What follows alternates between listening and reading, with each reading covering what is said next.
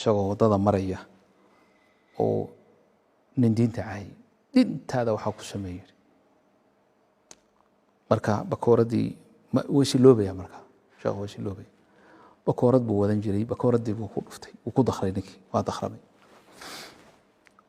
marka wax gulwada la yiraahdo baa jiro niman gulwada la yiraahdo baa qabtay sheekhi iyo ninkii oo waa la isla kaxeeyo stationka la geeyay stationka markii la geeyay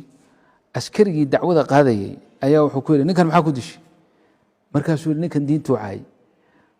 markaa buu yiri oo diinta maxaa ka galay maanaad ilaahay diinta maxaa ka galay ha